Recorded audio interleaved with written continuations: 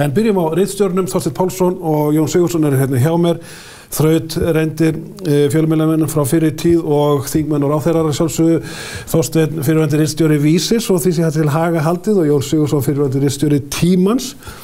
Þessi blöð ekki lengur við líði, en auðvitað fyrrverandi ráðherra eins og ég gat og við ætlum að rýna eins í pólitíska ástandi þessi dægrin. Þorsteinn, byrjum á þér. Við ætlum að fjalla kannski nauðsyn á alþjóðasamvinnu eða að loka landi betur af gagnvart ógnum og hættum. Fjöllum ferðamennskun og atvik tengd samfélagsmiðlastjórnum sem AKT óvissuna hér á Íslandi. En byrjum aðeins á bragnum á Alþingi sem að margra að ekki góður. Hvað sýnist þér vera að gerast? Við sjáum fram á þingstörf langt inn í sumarið. Já, það í sjálfum sér ekki óvenjulegt að einhverjir beiti málþófi undir lok þings. Það er svo sem bara gömul saga en sjaldnast samt einn flokkur. Mjög sjaldan og mjög sjaldan í svona miklu óhófi, ef við getum sagt það. Ég minnist þess sem sagt ekki að það hefur verið gert í slíku óhófi. Ég ekki viss að stjórnin hafi tekið alveg rétt á þessu. Hún reyndi að sem sagt stilla stjórnarandstöðunni allri upp. Sannleikurinn sá að 4 flokkar eða 3 flokkar stjórnarandstöðunar allavega hafa stutt ríkisstjórnina í þessu máli og ég held að það hafi verið afar óklókt að ætla að gera þá ábyrga fyrir málþófi Miðflokksins og það mun hugsanlega taka stjórnin eitthvað tíma að vinna úr þeim mistökum sem þeir gerðu í þessu. En Jón, við höfum stundum sagt hér áður í þessum þætti að Miðflokksmenn gera þetta væntanlega af þeirri ástæðu einnig að þeir telja sig græða á þessu. Já, þeir leiða athyglina frá því sem á undan var gengið, þar sem þeir stóðu mjög höllum fæti og var auðvitað sjálfsmörk hjá þeim sem ollu því. En hafa náð vopni sínum einhverju leyti? Þeir hafa það einhverju leyti, en þeir hafa gengið svo langt. Þeir hafa gengið svo langt úr öllu hófi málþófs sem við áður þekkjum. Að þeir hafa unnið þessum málstað sínum mikinn skaða. Og það eru margir sem að horfi frá því að hlusta á þessar umræður og svo framvegis þeir hafa notað allt of sterk orð og þeir hafa verið allt of lengi að því. Ég held að allir hefðu skilið eða eru tekið 1-2 kvöld til þess að undirstrika, ítreka og slá því alveg föstu að þeir hafa þessa stöðu og þessa afstöðu í mikilvægu máli og það eru málefnaleg rök fyrir þeirri afstöðu. En mér finnst, ég hef fylgst svolítið með þessu og ég hef haft samúð með vissum svona málefna þáttum í þessu hjá þeim. Mér finnst þeir að hafa keyrt langt umfram allar hugmyndir sem við höfum hóf í þessum málum og líklega ná þeir því að slá það með að það verði farið að takmarka málþóf. Það hafa menn ekki á Íslandi. Svo mega menn ekki alveg gleyma því að Framsóknarflokkurinn, hann hafnaði nú 3. orkupakkanum í nóvember eða byrjun desember, samþykkti svo í ríkisstjórn, en daginn eftir þá samþykkt, þá kom formaður flokksins og bað þingmenn að taka langan tíma og í ljósi þess að 3 stjórnarandstöðuflokkur ætlaði að styðja málið, þá var þetta bara beiðni til Miðflokksins að tefja málið. Þannig að menn verða auðvitað aðeins að horfa á þetta í þessu ljósi og ég held að það hafi aldrei gerst að formaður í stjórnarflokki hafi í raun og veru beðið stjórnarandstöðuflokkum að tefja málið og þannig gerðist. Það hins vegar einfaldlega raunhæf og raunveruleg lýsing á því hvað þetta máli viðkvæmt. Og þó það hefði tafið málið í löngum umræðum í 3-4 daga, ég læt það allt vera. Þetta svo langt umfram allt hóf. Við skulum ekki steypa okkur endilega alveg beint ofan í 3. orkupakkan, en við vitum í sjálfu sér þegar við kynnumst honum hvað hann fjallar, en það hægt að spila á þessa fiðlu allavega. Hvernig þetta spilast að ykkar mati? Það verið að búa til svona einhverja þjóðernisromantík, einhvert þjóðernis íhald, annars vegar og hins vegar þá grílu sem menn telja Evrópusambandið vera og í rauninni EES-samningin og menn telja sig geta tekið það besta úr honum en skilið eftir það vonda innan gæsalappa. Ég á réttir leið, Þorsteinn? Já, það kann vel að vera einhverjur hugsi þannig, en það sem auðvitað bara óraunhæft en það sem mér finnst sem sagt áhugavert við þessa umræðu og að sumuleyti fyrir þá sök hvað hún hefur dregist að langinn að hún hefur varpað skýrara ljósi á það hvaða kostum við stöndum frammi fyrir þegar við erum að velja leið til að verja okkar hagsmuni efnahagslega og pólitískt í alþjóðlegu samstarfi og þegar og þetta hefur líka sem sagt varpað ljósi á það þegar að menn hafa komið fram og fært mjög skynsamleg og góð rök fyrir aðild okkar að innri markaði Evrópusambandsins sem til að mynda Sjálfstæðisflokkurinn hefur ekki gert í 20 ár þangað til núna að þá kemur í ljós að það alveg sömu prinsip spurningarnar sem gilda aðild okkar að innri markaðinum og fulla aðild að Evrópusambandinu. Þeir sem samþykkja aðild okkar að innri markaðinum get ekki í prinsipinu verið á móti fullri aðild. Þeir geta haft svona tæknilegar athugasemdir og byggt andstöðu sína á tæknilegum sjónarmiðum en prinsipatriðunum fullveldi þau eru afgreidd með samningnum aðild okkar að Evrópska efnahagssvæðinu og mér finnst þetta hafa komið mjög skýrt fram í þessari umræðu og að því leyti opnað Evrópu umræðuna miklu betur heldur en ég hefði nokkuð tímann átt von á. Þú átt við sko að á þessu stór afmæli EES-samningsins menn að vakna upp við dogg og sjá fyrir sér að við erum komnir kannski aðeins svo langt inn í sjálft sambandi. Nei, þvert á móti. Ég held að við séum komið of skamt en ég skil alveg þeir sem í hjarta sínu eru algjörlega á móti Evrópusambandinu og að ég skil algjörlega að þeir skuli vera snúast á móti af því að það eru sömu prinsipin, það verið að takast á sömu prinsipin. En ég ekki sammála þeim þó ég skilji af hverju þeir taka þetta upp með svona miklum krafti og taka þetta langan tíma.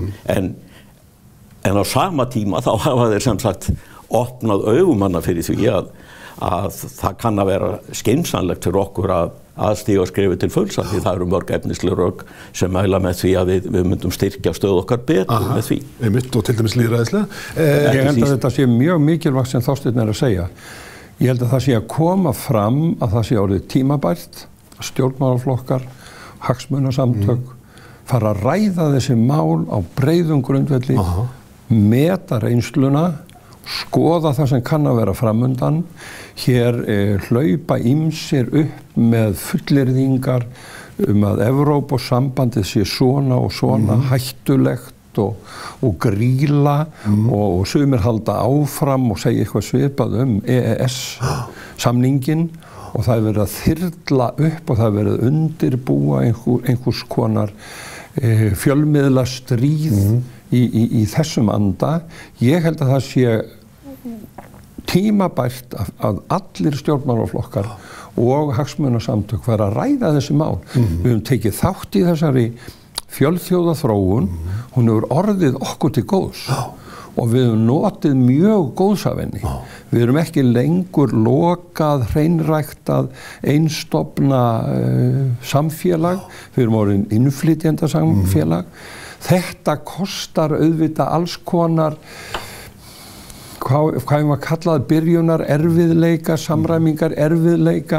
Maður heyrir þetta og maður les þetta. Það fólk að rjúka upp með alls konar stórirði og palladóma útlendinga sem hingað koma. Hvar væru við stödd? Segðu? Með fiskiðnaðinn, byggingariðnaðinn, ferðaþjónustuna. Þetta fólk bjóð til hagsveifluna, okkur í hana. En það, sko, ég held að sé mjög mikilvægt líka að grípa þetta tækifæri, en það líka brýnt að undirbúa þessa og undirbyggja þessa umræðu mjög málefnalega og ég held að það hafi svolítið skort á það í íslenskri pólitík, sérstaklega þegar verið að taka stærri mál og ég ætla að rifja bara upp að Framsóknarflokkurinn á sínum tíma, hann sýndi mjög merkilegt frumkvæði þegar að þú samdir skýrslu Framsóknarflokk. Það var svona viðleitni gjaldmiðilinn og þau álitamál sem tengdust því og það sem sagt bara undirbúin með mjög málefnalegum og vönduðum hætti athugun og greining á þessu álitaefni og ég held að stjórnmálaflokkar þurfi að gera miklu meira af þessu til þess að undirbúa umræðu stærri mál og ekki síst þetta, því að það eru fjöldinn allur af álitaefnum sem koma upp. Í staðinn fyrir að hlaupa inn í einhverja niðurstöðu. En Jón, mér finnst umræðan vera svo öfgakennd á köflum að sko hagsmunir Íslands, hinn raunverulega hagsmunir Íslands, hvernig almenningur hefur það og fyrirtækin í landinu, gleymist. Já. Því miður og það vegna þess að menn skynja það að það eru einhverjir hópar sem verða út undan, má ég vísa til Bretlands, Englands í þjóðaratkvæðagreiðslunni hjá þeim, hvernig hún fór í Mið-Englandi, í borgonum í Mið-Englandi og Norður-Englandi og umhverfis London. Gamla fólkið saknaði heimsveldisins. Saknaði heimsveldisins, unga fólkið taldi að þróunin væri eitthvað að fara fram hjá því. Margir töldu að þeim var ekki svarað á ensku í verslunum í London þegar færu þangað. Þessu var öllu sem að þyrlaðu. Hvaða fólk það í Bretlandi sem tapar mest eða á mest á hættu við úrgöngu? Unga fólk. Það einmitt þetta fólk á þessum svæðum Englands vegna þess að þetta var ekki það var raunverulega ekki búið að undirbúa þetta frá hvorugum aðilann því að menn skynjuðu þetta ekki, funduðu þetta einhvern veginn ekki á sér og ég hef nokkurn ótta af því að svipað geti verið hér. Svo þurfa menn að sko hafa í huga að heimsmyndin að breyta svo mikið. Og það eru að koma upp öfl og núna undir forystu Bandaríkjanna sem vilja breyta eiginlega viðskipta umhverfi heimsins sem hefur verið að byggjast upp í fjölþjóðasamtökum yfir í tvíhliðasamninga.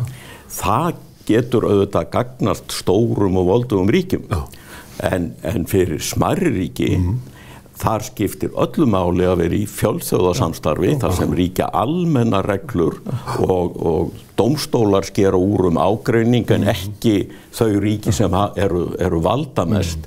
Þannig að hérna stöndum við frammi fyrir því að bara velja á milli tveggja leiða og við verðum að taka þessa breyttu heimsmynd inn í umræðuna. Við getum ekki lokað okkur frá því sem að gerast umhverfis okkur og taka afstöðu út frá íslenskum hagsmunum. Og það er alveg ótvírætt fyrir þjóð eins og okkur.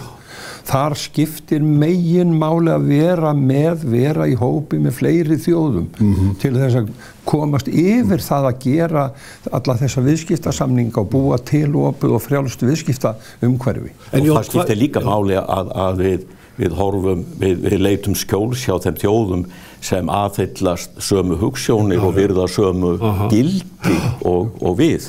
Þetta líka allt á hreyfingu. En hvað eiga þeir við sem spila á þessa þjóðernis íhaldsfiðlu? Vilja þeir út úr EES-samningum? Þeir þora kannski ekki að tala sig alveg grafískt á þá niðurstöðu en þeir vantilega meina það. Ég get ekki dregið aðra ályktun en þá. Að þeir séu allmargir þeirra skoðunar að nú sé EES búið að gegna því hlutverki sem þeir kæra sig og nú vilja þeir fara út en þeir telja ekki tímabært að segja það. Þeir telja hins vegar tíma komin til að þyrla þessu upp. Þyrla upp óvissu, samsæriskenningum, búa til grýlur, búa til óvini og halda þessum kúlum öllum í loftinu og eru svo undir það búnir þegar það kemur rof í skýin að fljúga áfram í næsta áfanga. En það svo merkilegt að sjá til mig alveg framundir þetta þá hafa ráðherrar í ríkisstjórninni fyrst og fremst talað stóru tækifærin sem fælust í Brexit og tvíhliðasamninga og það bara allt yfir núna síðustu vikurnar eftir að fór að taka á í þessari þriðju orkupakkaumræðu að menn sjá og fara að segja það skiptir öllum máli ef við séum í innri markaði Evrópusambandsins. Ég tek sérstaklega eftir því hvernig Sjálfstæðisflokkurinn svona heldur utanum EES-samningin núna á síðustu vikum. Áslaug Arna skrifaði merkilega grein í Morgunblaðinu daginn þar sem hún talaði að samningurinn hefði svolítið gleymst og menn kannski áttast ekki lengur á því hvers virði hann er. Við höfum vanrækt samningin einhver leyti. Guðlaugur Þór talar í sömu átt, til dæmis í viðtali hjá mér, þar sem hann leggur ofur áherslu á þennan samning sem hefur fært okkur gríðarleg mér er líka við að segja forréttindi. Hefur samningurinn gleymst? Höfum við vanrækt það? Já, af því hún nefnir Sjálfstæðisflokkinn þá hefur þetta verið bannorð. EES-samningurinn, aðildin að innri markaði Evrópusambandsins hefur verið bannorð í 20 ár. Og það er alveg ástæða fyrir því. Hver er hún? Já, hún er þessi sem ég var að tala áðan, að leið þú viðurkennir og ferð að rökstyðja aðildina að innri markaðnum þá ertu leið að rökstyðja það að öll prinsipin sem við þurfum að takast á við varðandi spurningunum fulla aðild og þannig að það er auðvitað bara ástæðan fyrir því og þess vegna er svo mikilvægt að þessi umræða hefur breyst núna á allra síðustu vikum og það virkilega að taka því fagnandi en þetta er hyggilegt að Sjálfstæðisflokkurinn skuli vera klofin í þessu en það er þó fagnaðarefni að þarna eru öflin í Sjálfstæðisflokknum og sem virkilega taka á þessar umræðum eða skyndilega. Það má svipað segja Framsókn eftir 2010 þá má heita að þetta hafi alveg verið lagt til hliðar. Alveg verið lagt til hliðar og tímabili var svona verið að pumpa upp og herða ummælin, svo fór náttúrulega harðasti hlutin yfir í Miðflokkinn, en það urðu engar umræður eftir eða neitt mat eftir á stöðunni eða horfunum framundan. Hvað sýnist þið að gerast með Framsóknarflokkinn í þessum efnum? Heldur að hann fari yfir í þjóðernisíhaldið fremur en í frjálslyndisáttina? Ég hugsa hann þarf að skapa sér sérstöðu gagnvart Miðflokknum. Ég hugsa að þetta séu erfiðar, ég hugsa að það strekki í þessu innan flokksins. Innan flokksins er alltaf sterk þjóðernisöfl. Ég er einn af þeim. Ég dreg enga dul á það. En ég hins vegar álykta að til þess að styrkja íslenskt þjóðerni og íslenskt þjóðfélag þá þurfum við opnun samfélagsins og fjölþjóðlega þáttöku. Og allt annað er til að veikja okkur, ít okkur til hliðar og rúst okkur að lokum. Þjóðernishyggja og alþjóðahyggja eru bara fara algjörlega saman. Algjörlega. Það bara er ekki hægt að stunda eða alþjóða viðskipti og vera í alþjóðlegum tengslum öðruvísi en að leggja rækt við okkar eigin þjóðerni. Og þú verð fullveldi best með því að semja við aðra þjóðir. Og ég held að það sé líka reynsla marga þjóða sem hafa gengið í Evrópusambandið að tilfinningin fyrir eigin þjóðerni og eigin gildum og eigin verðmætum vex með því. Að lokum einn stærsta frétt vikunnar er utanvegaakstur rússneskra samfélagsstjörnu sem óð út í leirinn í Mývatnssveit nú mjög nýlega. Þetta vekur okkur til umhugsunar hvernig við förum landið og hvernig við leyfum fólki að fara það. Ég er búinn að vera mikið upp á hálendinu og horfa á menn fara út í vöðin með allavega hætti. Eigum við að taka harðar á þessu eða eigum við að una við svona slys? Það er náttúrulega ekki hægt að una við þetta og ég held að eina ráðið sé að gera þetta dýrara fyrir þá sem brjóta af sér. Það svona vekur mann til umhugsunar þegar fréttir eru sagðar af því að þeir þurfi ekki að bæta skaðan, þeir borga einhverja sekt og fyrir fólki þeirri stöðu sem þarna átt í hlut þá bara þetta smáaurar, ódýrir auglýsingapeningar jafnvel í þeirra huga. Þarna þurfa að vera hærri sektir og kvaðir að bæta tjón. Já, og sveitarfélagið situr uppi með skaðan. Landeigendur þurfa bara sjálfur að taka úr eigin vasa þar sem... Það alveg hlálegt að þeir borga einhverja sektir ríkisins, gott og vel, hún lág, það þurfa að hækka hana, en auðvitað eiga þeir að bæta skaðan og þá bara fylgja með sömu ákvörðun, ekki að sveitarfélagið þurfa að fara í einhvern engamál, einhvern eldingarleik við þetta fólk sem komið til útlanda og svo framvegis og undir hælilegt hvort að text. Þarna er milljóna kostnaður framundan við að bæta þetta. Þetta bara eitt af því sem við eigum eftir að móta vegna þess að ferðaþjónustan svo ný og þurfum að snúa okkur virkilega að því að móta þessa hluti. Þetta alveg eins og verkefni sem ég verið að vinna framkomu Íslendinga við útlendinga á vinnumarkaði. Þetta hefur ekki verið mótað fyllilega, það verður að ganga í þetta og það verður að vera óhræddur við að láta þetta kosta. En hvernig hefur ykkur tekist upp í þessari aðlögun vegna þess að 15 vinnuafls núna utan úr heimi? 15 hryggjast ekki á vinnumarkaði ef svo má segja og hefur hjálpað okkur eins og við gátum áðan upp úr efnahagslæðinni á sínum tíma fyrir áratuga eða svo og svo koma líka útlendingarnir í stríðinstraumum sem ferðamenn.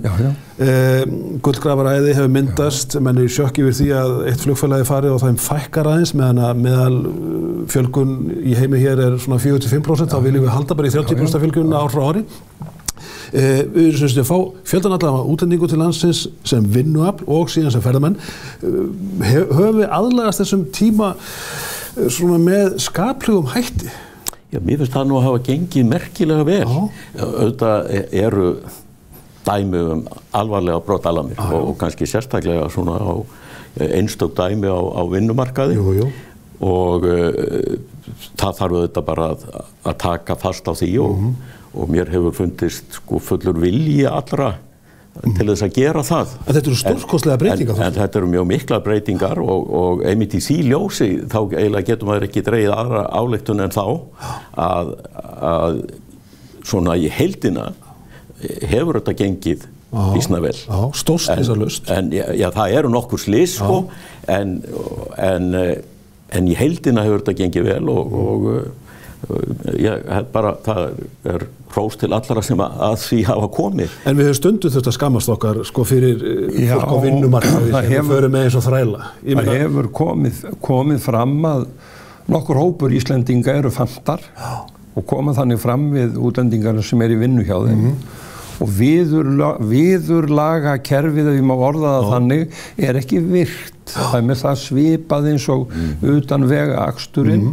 Það þarf að virkja þetta betur, það þarf að herða skrúfurnar í þessu. Ég held að sé alveg rétt sem Þorsteinn segir, þetta hefur gengið alveg stórslysalaust og margt í þessu bara ágætt.